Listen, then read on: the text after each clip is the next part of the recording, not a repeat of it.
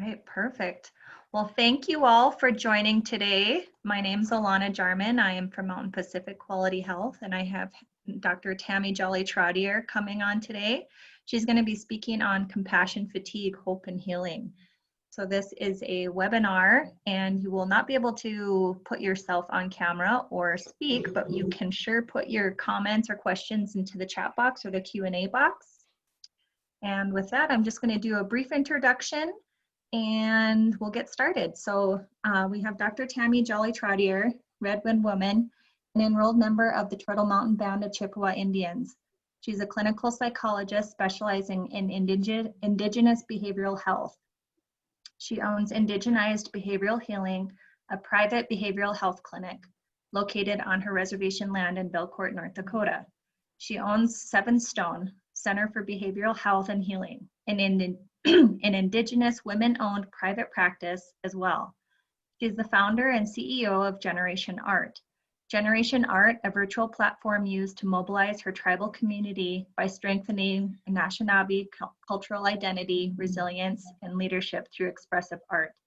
Dr. Jolly-Trottier is an adjunct associate professor for the Department of Psychology at the University of North Dakota. She provides clinical training to students in psychology and healthcare fields. Dr. Jolly-Trottier offers a unique training model that incorporates modern-day psychology within an indigenized approach that utilizes cultural values, beliefs, and symbolism. So I'd like to welcome Dr. Trottier, and then for those of you who may have just registered, I did send out a handout on compassion fatigue, so if you did not get that, please just message me in the chat box and I will be sure to email that out to you. So with that, and Dr. Trottier, do you want me to share my screen then? Yeah, I do have it up on PowerPoint. Let me see if I can see it on my. If I open it up on my screen and hit present, it might work. Okay. Perfect. And last week we had a webinar and that was recorded as well. Both of these webinars are recorded and will be hosted on our Mountain Pacific website. So for your colleagues or any other people you feel that would benefit from these webinars, they are recorded and can be viewed at a later date as well. Okay, so what I'm seeing is, are you able to see? I have it up, it's just not letting me minimize it to get back to open up. Okay. Well, how about I'll just share for now and then we can go from there. So I have your slides up, Dr. Trottier. Okay, so I'll just, oh, there we go. That's fine. I can see that now. Okay. All right, so everybody's ready to roll. So Buju, Misko, Nudini, Kwe, Indishnikas, Mikinakwa, Ja, Anishinaabe, Sipising Dunji, Miigwech to Alana, Miigwech to Creator, and Miigwech to Aki, Mother Earth. So hello everybody, Alana introduced me and I want to just thank her for giving me the opportunity to reach out. I'm presenting from my office in Belcourt, North Dakota, and today we're going to be talking about compassion fatigue. So Alana, are you, then do I have to say next? Okay, so next slide. So what I want to do is start off with beyond the bio. So I listened to what Alana had to say, and that is my academic bio, that's my training bio.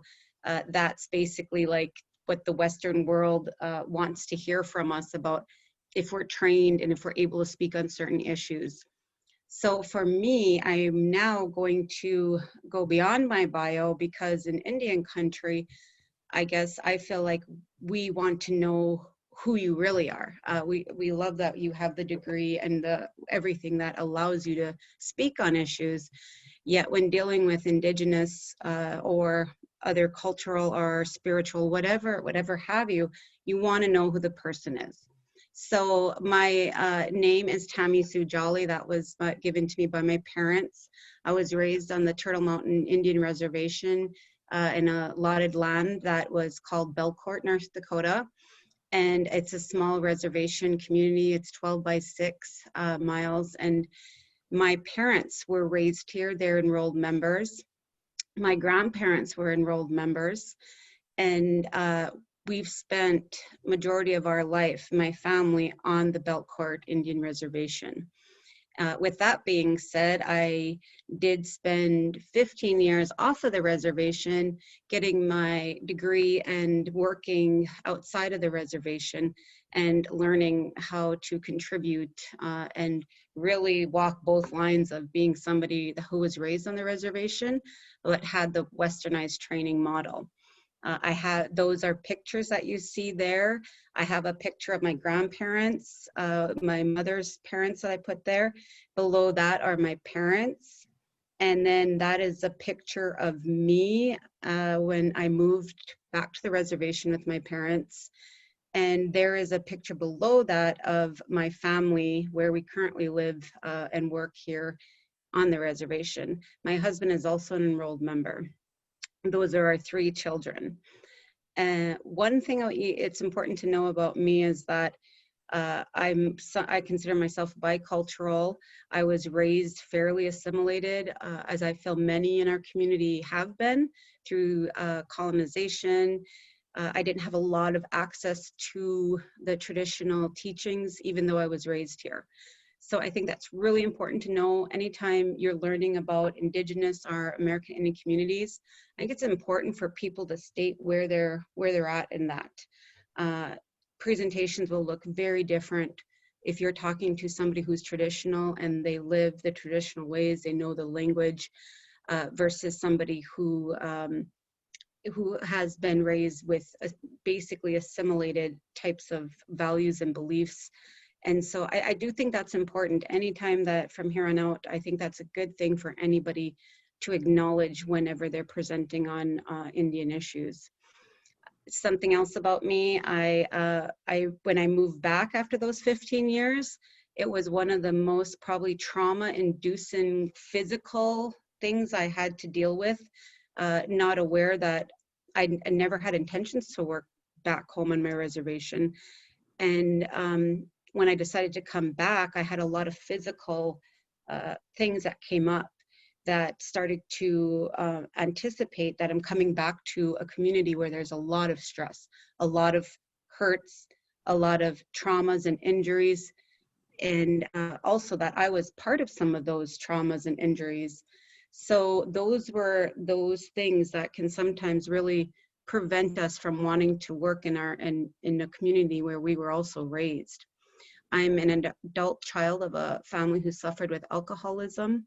I wasn't exposed to poverty on the reservation. I was exposed to it. I didn't suffer from it. My parents were entrepreneurs. I felt I had my basic needs met, a lot of safety, and I had a lot of opportunity. And when it wasn't until I left the reservation and started my college career, did I finally start to go back and reclaim some of the teachings, seek out getting an Anishinaabe name. And that's something I continue to do to this day, is continue to learn and grow and incorporate those teachings into my life. I am also a survivor of compassion fatigue, and I've had all sorts of experience to trauma. Big T's are called like traumas that significantly impact your brain, your mind, your body. Something that is at a level that is so high that your body can remember it physically, emotionally, mentally. Little T's are like the chronic stressors that may occur, disrupt your life, suffer, yet you're able to continually move on and go about what you need to do. So for me, I'm somebody who has a lot of big T's and a lot of little T's. And that's something that I want you to kind of think about right now as you're participating in this training. We don't have a lot of time, but knowing that some of you may even be vulnerable to being a little triggered by talking about things like this. I won't go into it much since this is only a very short presentation. Yet I do want you to think about those things, and if anything's making you feel uncomfortable, you definitely have the right to shut down the presentation and take some time to yourself or talk to somebody about it. Okay, next slide, Alana. And this is the model that I try to incorporate into everything I do, live, work, family. This is our Anishinaabe medicine wheel, and each Indigenous culture, tribe has their own model of how we're supposed to live from the teachings of our elders. We each have our own religion, our own way to have ceremony, our own way to identify each other. Right now, as you're looking at this, I want you to take a look and kind of think, where am I on this wheel? So when you look at the yellow, that's birth, and when you're young. Red is when you're in that stage of transitioning into that adulthood responsibility.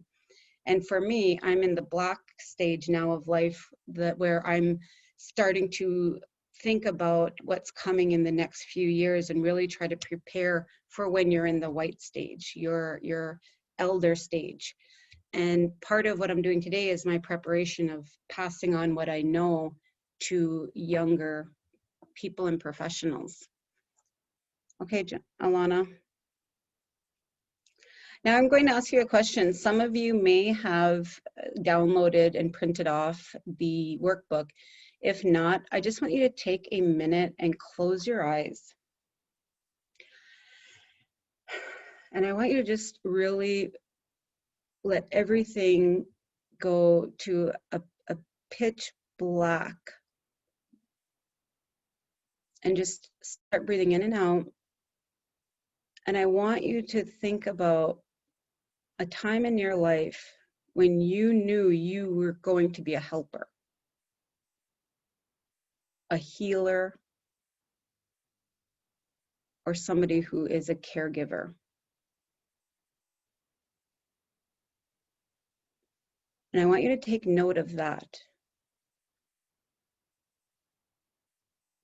And see yourself making that shade of black now. You should actually see that image of yourself finally acknowledging that you've fully accepted this role.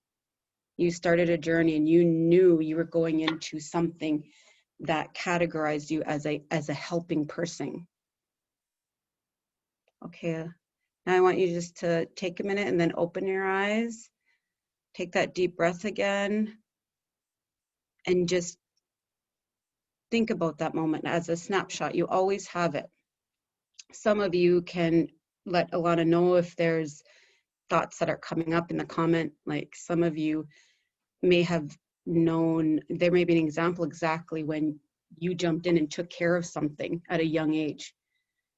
And that was good for you. That felt good. And then you just knew that somehow in your life you wanted to be that type of person. And Alana, if people comment, you can just let me know. I don't know if I can see them as they come in. But next slide, please. Now I want you to know everybody that logged on, I'm assuming I got to see that many of you are working in this helping field. And to me, everybody's in a helping field. Yet those who go into healthcare services, being first responders, just being on the front line, out advocating, these are the individuals, we are the individuals that are much higher risk for burnout. And those of you, when you think back to being a little kid and you saw that image, that's how long the risk has been there. It's a tendency to want to go and be the person that helps. So if you've been that person since you've been very young, it does something to your body. You get the benefits, yet you could also carry a higher load of what we're going to talk about today. And now with COVID-19 coming, we have so much more to think about with Indian country and with ourselves. The risk of burnout for anybody who's trying to be a helper in the healthcare profession or dealing with a sick family member, this risk has already been high. So in Indian country, this risk is now exploding because of the trauma that's associated with COVID. Next slide, Alana. So I want to talk about that, like the word trauma. Trauma, like I said, is it's difficult to describe because everybody has their own form of trauma and how it impacts. Even using a big T and a little t, I don't really like that, but people tend to respond to it because a big T for somebody could be interpreted as a little t for others and vice versa. So you kind of look at your life in terms of a big trauma is something that just takes your level of functioning in your brain, your body, your emotion, your soul, and it just really, if it's a straight line, it just really gets it out, everything is kind of out of balance. And it's something that happened or that you've heard of happening that impacts you that much. And it's not something that you can just wish away. You can't, you can try to block it, but trauma is something that will emerge if it's felt in the body. Your body will store it. And so now when we talk about dealing with trauma in Indian country and working with professionals who may be Native themselves and working in Indian country, or you may be professionals or working in Indian country and you're non-Native, it's important to know the impact of trauma on Indian communities and those who serve in Indian communities or those who work with Indian patients.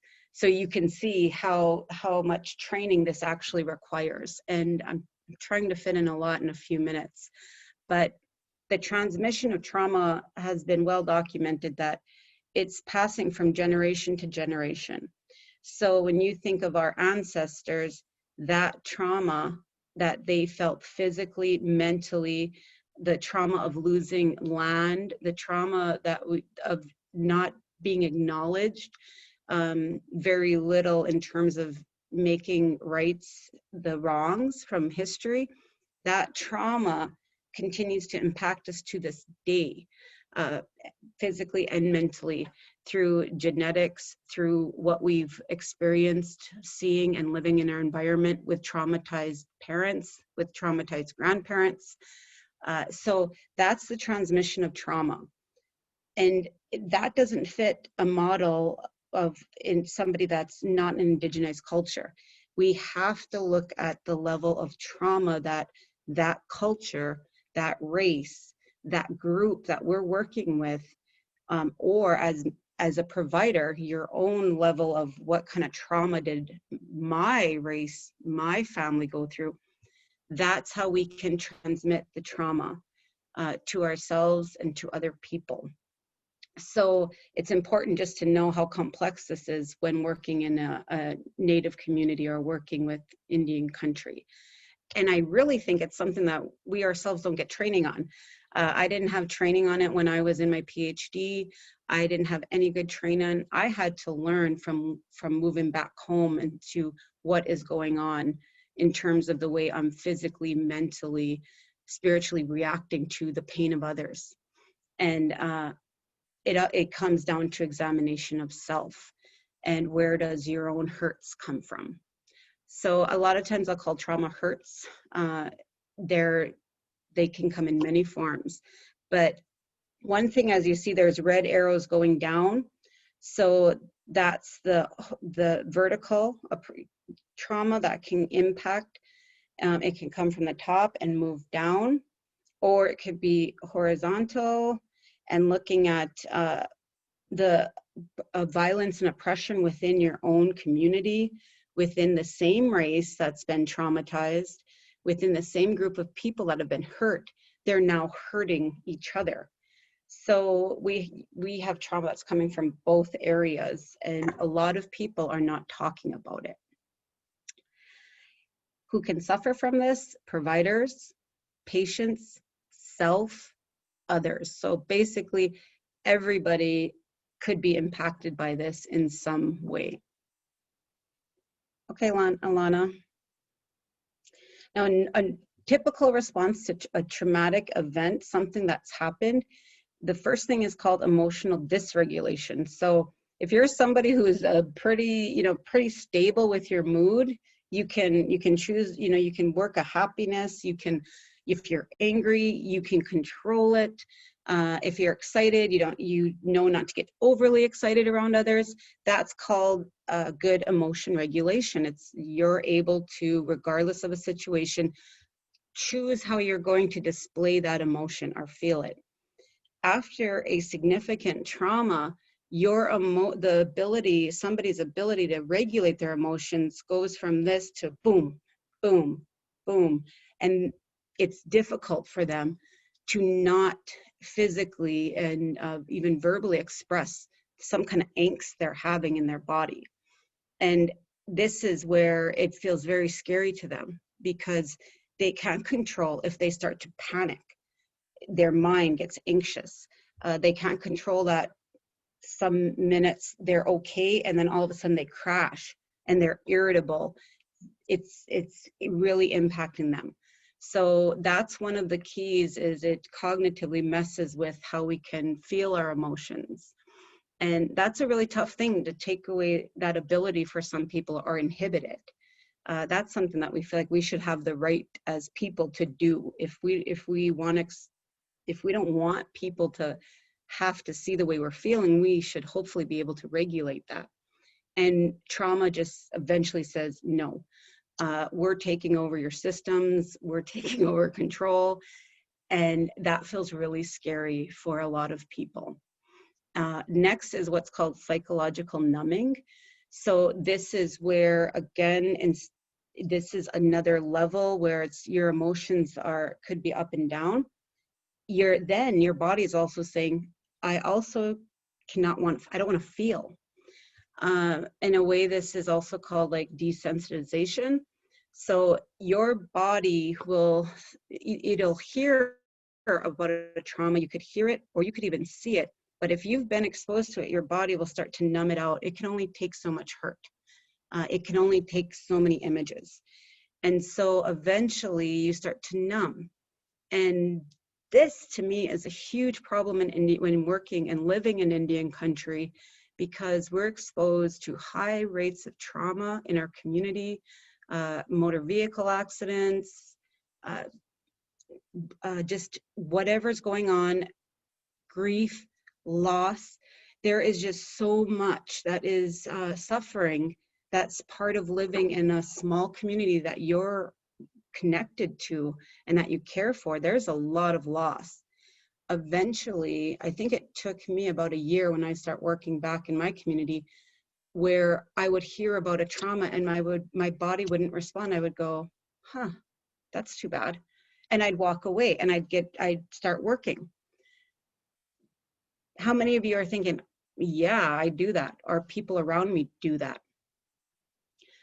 So right now you want to think that's not a healthy response. A healthy response is to stop and feel whatever tragedy was felt. Your body should react with shock, pain, suffering, grief. Even if it's not for you, if it's for somebody else, there should be some kind of emotional and physical reaction to a major tragedy. And so that is, I think, and it doesn't take long for your body to start numbing stuff out, because it just can't handle it, doesn't want to feel it. And then next is hypervigilance. This is when you're a body, and I feel like I see this quite often in our community and in Indian country, it's a state of being on. So the warning lights in your body are fully activated. You're preparing for the worst. It's a sense of urgency. It's a sense of feeling a little bit of fear, just not knowing what's coming next. So these individuals are just hyper focused and very aware of what's going on with themselves physically. And it can lead to a lot of anxiety, restlessness, agitation, and just other things that continue to wear out your body from being on, scared of some kind of event. Okay, Alana. So now when you think about our Indigenous populations and helpers within there, that repetitive And the additive effect of having multiple injuries and traumas, whether you're Native or not, if you're working in that community, this will have an impact on the community. And I think for this, like an example of what I think, and because I'm Native, I always think, gosh, you know, when I was in my PhD program, there were 10 other people, 2 Natives. Throughout that 5 years of programming, there were 2 major tragedies experienced by students, significant tragedies for either family or self. And they were the 2 Native students, myself and my other cohort, the Native. So right away I thought, gosh, out of that group, 5 years, only the 2 of us experienced something so traumatic in our life, or those lives of those we care for. I just thought that was interesting. And recently I was part of a fellowship program where in that 2 years, I lost 8 people close to me, and within 2 years.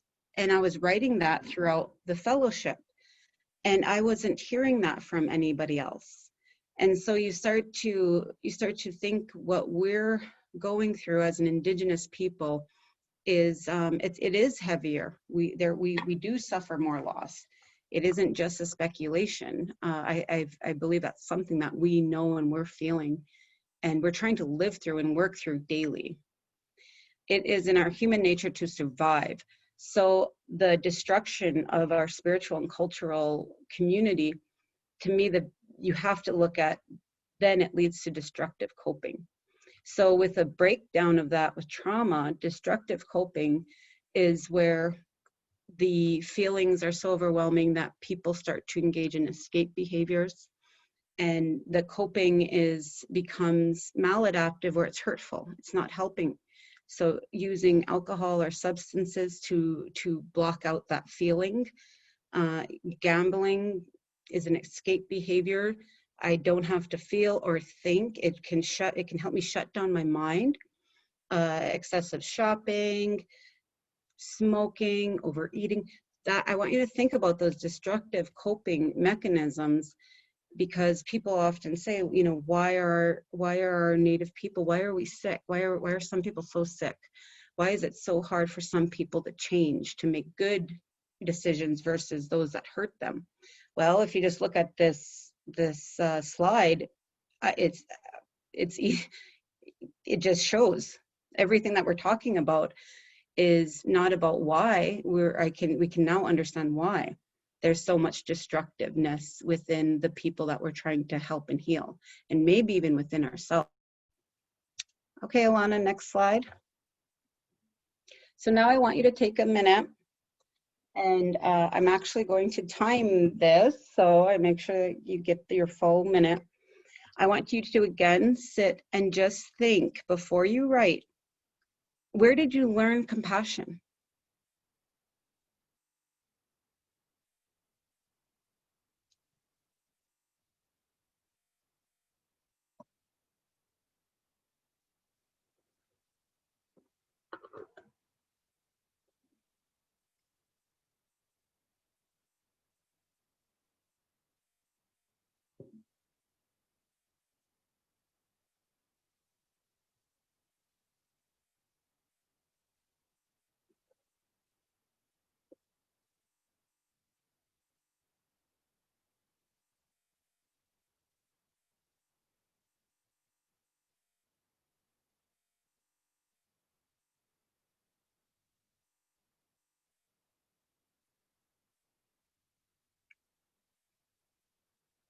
Thank you, Alana. It's been a minute, and I've seen that Alana said to share. I really do not like virtual trainings. I much prefer to be in the group and interacting and feeding off of energy, and taking a full day or maybe even longer to discuss something like this. So I know it's hard to do this virtually, yet it's important work to be able to share some of these things if some of you are able to. When I was sitting in my minute, this is Alana, I think back to, I would say probably grade school, middle school. And I think for most people, regardless if you're Native or not, that's just a difficult time. You're going through puberty, things are changing, friends are changing.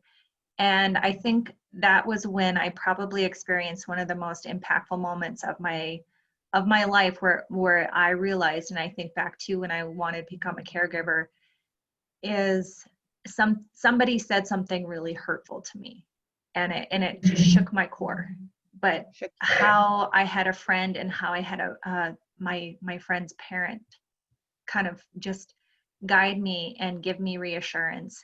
I think at that point I was like, oh, this is how I want to treat people. This is, if when I feel like this, or if I see somebody feeling like this is what I want to do for them. Beautiful. Did you know that that word that you were thinking was compassion?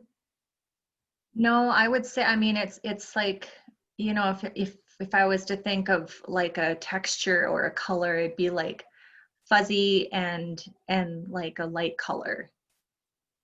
Beautiful. Okay. And that's why I put the image on the screen. When I looked at that image, and it's not mine, that to me, like when you said, if I could do a texture or a color, to me, that the image on the screen to me looks like compassion.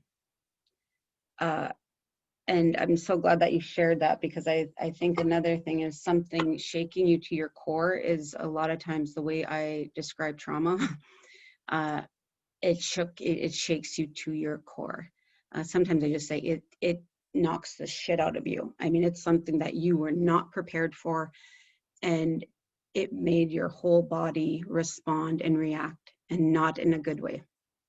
Everything that's against what we would want to feel, I guess, as a person. So thank you for sharing that, Alana. And it looks like there might be another person chatting. No, we've got. Oh, that's right. We can't, it would have been nice. Okay. So what I'm going to read, I think if they share, it's okay for me to read it. So somebody said from their family, their mother and their grandmother, and having those discussions and understandings of others and identifying another's, where they might be coming from, another person. And she puts taking a minute to walk in their shoes, to understand that feeling of having compassion for another. Beautiful. Thank you for sharing that. And then we had another share that said, where did I learn compassion? My mother. And an influence from 4th grade, and how to treat people respectfully and with kindness. So somebody sounds like similar to Alana, where those early preteen years, where I think we are so vulnerable and don't have a good sense of identity, and are trying to make your own person, your own identity, and somebody gives you a boom, a chop. And I think that is a time where many people may react in a hurtful way. And then when you have those ones that come and have your back and support you, that's that compassion maybe some of us weren't used to. So thank you so much for sharing that with us. You know, moms are a typical answer. And I think that's, the answers just vary. I do hear mom a lot. I hear pets, you know, some people talk about their pets and feeling that compassion. Most people say they have never been asked that question. So even for them to think, how does compassion look in my life? It's going to be different.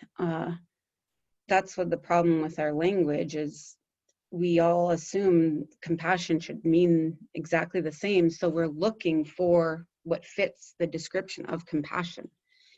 And I didn't even look up what the dictionary says compassion is, because it's to me, it's something that we each have to identify and define in our own terms, and then start to think, did I get an opportunity to learn it?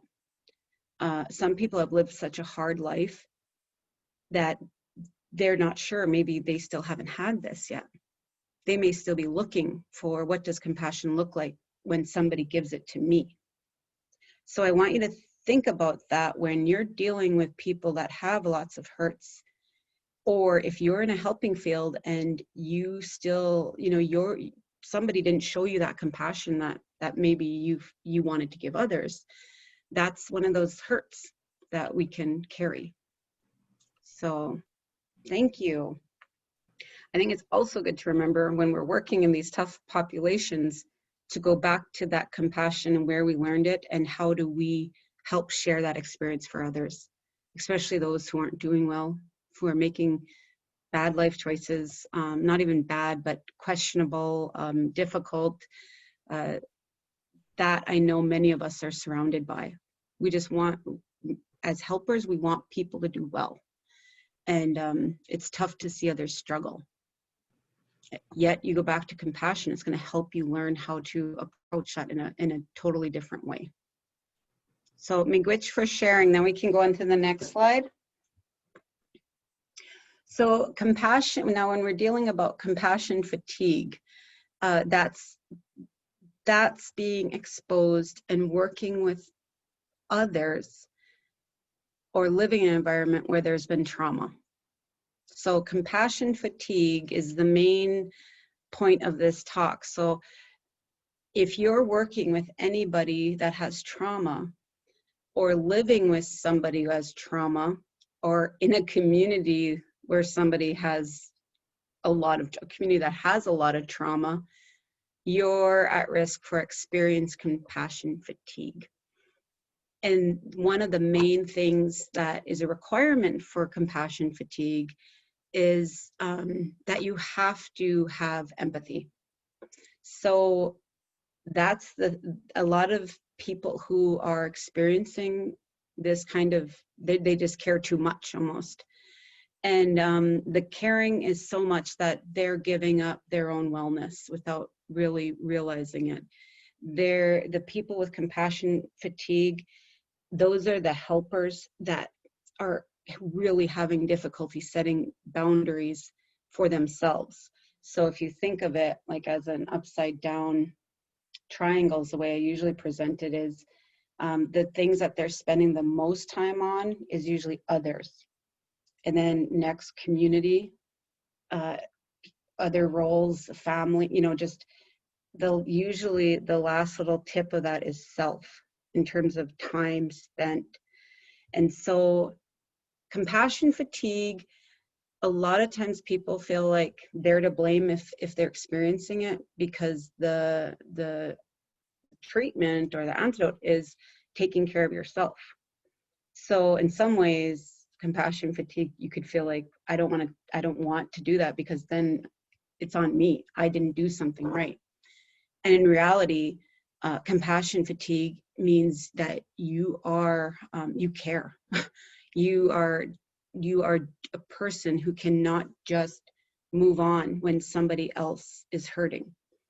You're a person that cannot walk into a sick community and walk past people suffering.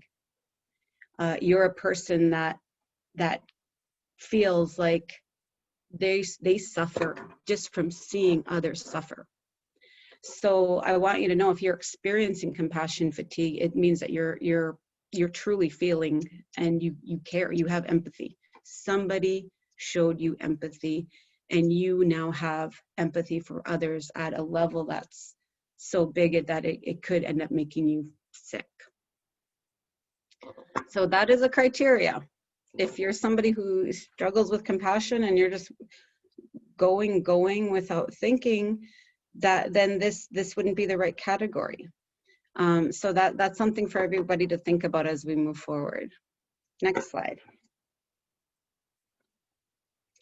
So compassion fatigue, there's something that's also called vicarious trauma, where it could be referred to you yourself. You don't have to experience the trauma. Vicarious means you're hearing it from others or you're seeing it. So the compassion fatigue comes from vicarious trauma, which it's not your own trauma. It's from hearing or seeing. So if you're working with somebody who's telling you about the trauma, your brain, you're processing it and your body's responding to that. Again, if you're seeing it in your community, your body is processing that hurt. And so two levels then come to either if you're experiencing some of that compassion fatigue, feeling the stress of the trauma that you're working with, it can turn out to go into a burnout, or you could actually develop a secondary trauma yourself. And so this is why it's important to really take note of how well you're doing in your work environment. And if there are things that you may want to sit and really look at after this of, am I well? Are there things that I can do to avoid or prevent these types of things? And so anybody who works with traumatized people, who many may have actual PTSD, they're at risk for feeling the physical, psychological, and emotional impacts of that. Next slide. So burnout, okay, somebody just made it. I'll let you address that question, Alana. Looks like it's more about a recording. So I love this picture when I thought about burnout. People describe, there's different theories, different people have this definition of what burnout is. I guess through everything I read, I kind of look at it like that picture you're seeing where it's like a rock bottom. Your energy, your motivation for working is just depleted and you're not enjoying the job anymore. It's not about, I'm tired, but I love my job. It's more, I'm not happy anymore with what I do. I can't problem solve effectively. I physically feel sick. I don't know what's going on with me. Most people don't know they're burnt out. So it's a level of kind of just reaching rock bottom that other people may ask you, like, what's different? You're changing. So yeah, burnout is something that you really want to look at if you're in the right position, or if you can recover from a burnout and stay with that job. Those are some pretty big choices, I think. Next slide. So when you look at this a little bit more, when you take that visual away, this is how complex burnout can be. It focuses more on a physical and a mental exhaustion. And then as you see down the side, it's long-term involvement. So this is your people who are in a career that is under high stress, are working with high risk people. That is long-term. It's just kind of depleting as it goes. And then at the end, after all of that, is a feeling of exhaustion. That's the thing where even creative energy is gone. Passion about what they did is gone. And nothing's working to rebuild it. So they can't rebuild that love they had for what they were doing at one time, because the exhaustion it's just not possible. And so from that exhaustion comes disillusionment. And that's that feeling of what I thought was once,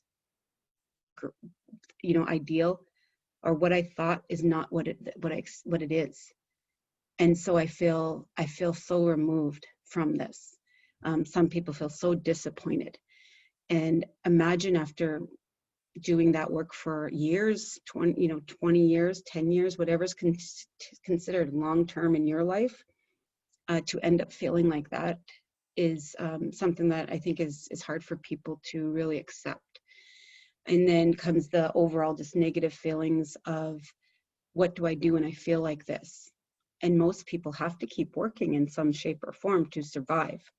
So those are some good, you can see how complex burnout is. Next slide.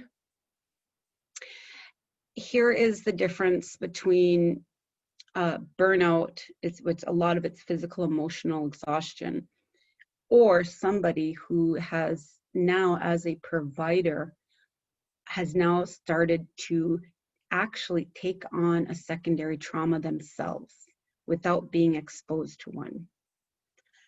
This is taking on the trauma of what you're hearing or seeing and actually starting to experience symptoms in somebody who has PTSD. So this is where your level of care and commitment to somebody starts to show, as if you yourself have have lived through the trauma, even though it was vicarious. You heard about it, you saw it.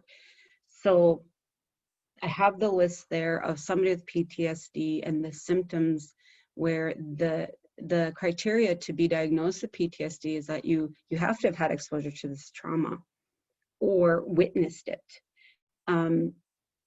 A lot of people have fit into these categories of anxiety, living in angst, restless, difficulty like concentrating and focusing, irritability without any cause, sleep difficulties, and then emotional numbing, where they're just shutting down, and I described that earlier, and intrusive images of others' material. So these images and memories, and they're called intrusive because we don't want them. They're coming into our minds, and they're what we heard or envisioned about what happened to somebody else that they shared with us, or what we seen happening along the streets. Whatever we've seen, we don't want that come into our mind, yet it's coming in anyways. And a lot of times our body, even though it's a mental image, is having this physical reaction of an alert trauma state of I'm in danger. After exposure to that, if you have had traumas, big T's or little t's, eventually this trauma is going to start triggering your own traumas. And that's where it's looking at your own hurts, I guess, and looking at how your own hurts could impact when working with people who also carry hurts. So this compassion fatigue, it can come on slowly like that. And sadly, there's not a lot of warning signs, especially if you haven't had trainings like these. Most people are in it and they don't know. And most people cannot tell them, oh, hold on, you might have compassion fatigue. It's just something that a lot of people aren't talking about.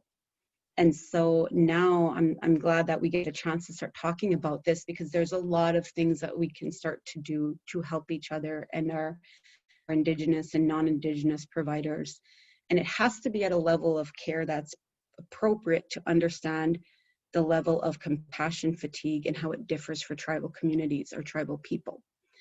Because we're natural caretakers. This family unit, our community, our tribe, it's so massive. And to deal with this, somebody has to know that when talking to us about it, and how to start to address it in our communities. Next slide. And I actually think, gosh, we're probably rolling out on coming to the end of this, but I just want to say real quick that when you're thinking about, well, gosh, I'm definitely having compassion fatigue, is it more of on a burnout, or am I actually experiencing some of this trauma, like actually to a secondary trauma? Like I said, the secondary trauma is more of a PTSD symptom. The biggest thing about that is where somebody starts to detach emotionally and mentally. Physically, they start to feel almost like an out-of-body type anxiety, where they feel that much threat in a lot of times without immediate threat in front of them. Their body is responding and kind of shutting down all systems. It can feel like a very scary state. It can lead to, sometimes people can have like panic symptoms with that.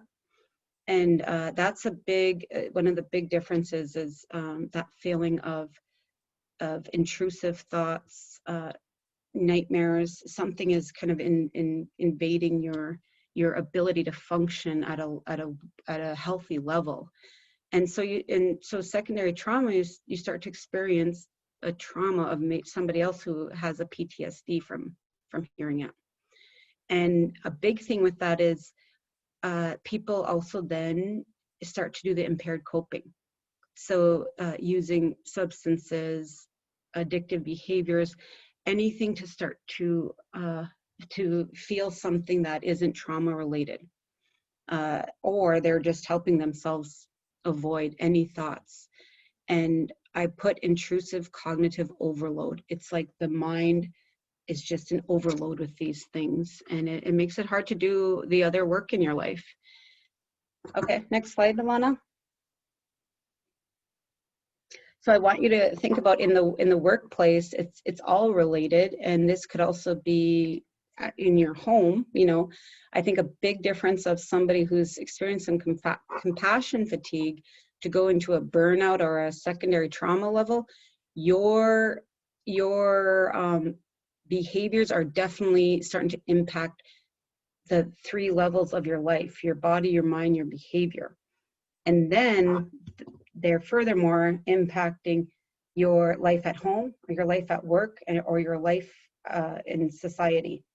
So when you get to that level, you can see that it's all related. If you don't have a label yet for what you're feeling, these are some of the symptoms that somebody with extreme compassion fatigue, in your work environment, these are some of the things that come up. Next slide, Alana. So there's 2 choices. Anytime there's suffering, it's kind of sink or swim. So it's looking at, when I'm here, how do it's not hopeless. When people feel the burnout, a lot of times they feel hopeless, yet it's looking at, okay, I have an option. There's always an option. And there's 2, you know, how can I use this? Either I can continue to just work or do what I'm doing without stopping and at least trying to address some of this, or ask somebody or seek some help, or there's focusing on post-traumatic growth and trying to say, I'm experiencing something that's larger than myself, and it is impairing me, it's impairing my work, it's impairing what I do, it's impairing my relationships. And how do I then start to follow some steps in order to bring myself back to a place where I don't feel so hurt by what I do. I can give compassion without getting sick.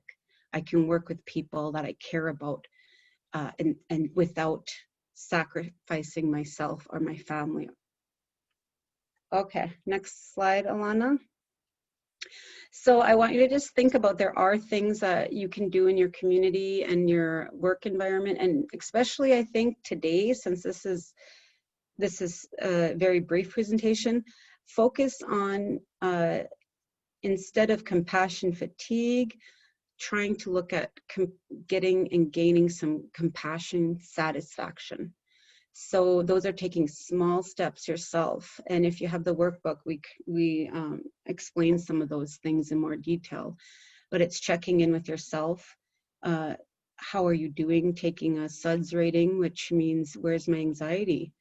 And just being more aware of if you're feeling and if you're reacting to hurts in a way that you should, as just a healthy living adult with a normal responding system that should be interactive. And start to take some notes of that and think about, if some of you, usually when I give this training, a lot of people have questions and they're wondering if they're at, many people say, gosh, it hit home to me, you know, what you were talking about. And this is in non-Native communities as well. So I talk about compassion fatigue, you know, all over. But I think the main thing is to think, after this, is reaching out to somebody, doing some literature searches, finding out what are some steps that you can do to start to prevent or treat this, and taking some steps to look at where you're at on these things that I described.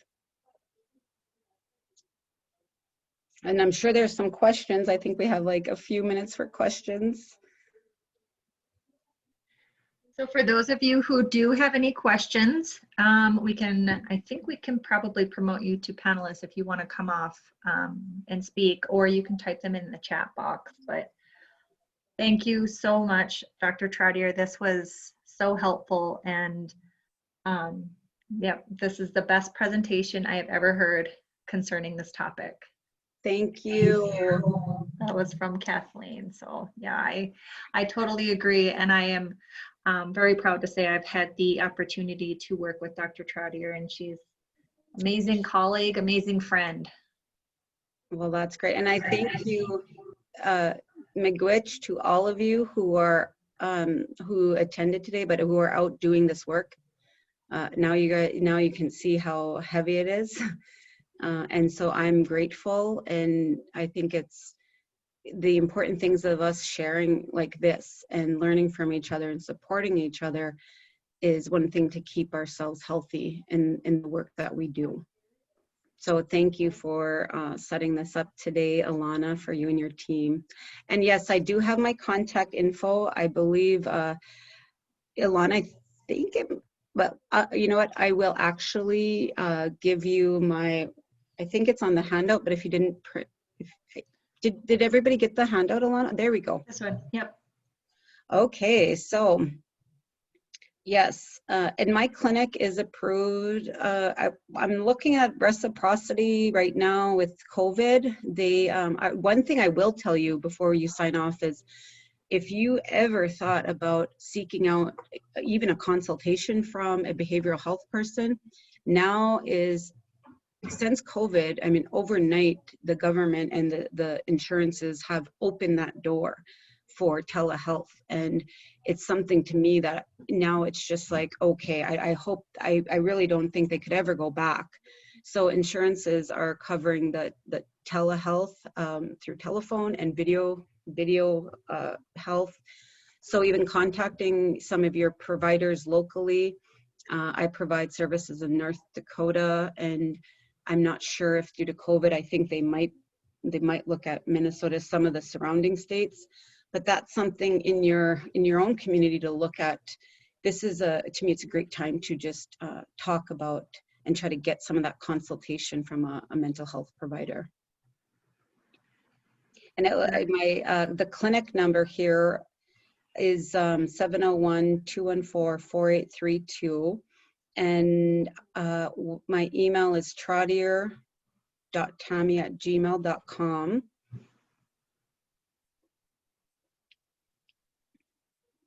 And I do have a website, drtammyredwindwellness.com. And there's also one that's mygenerationart.com. And so we're in the process of transitioning those to indigenized behavioral health. So hopefully if that's open, then we'll have one website that you can access. Thank you. Yes, and I've also had the opportunity to go and see Generation Art, Gen Art, and in Belcourt, and it's awesome. Absolutely amazing. Well, thank you. Well, thank you very much, everybody, for joining today. Thank you, Dr. Trottier. This was spectacular. Okay, you're welcome. Thank you for inviting me. It's been an honor. Thank you. You all have a great day. Bye-bye.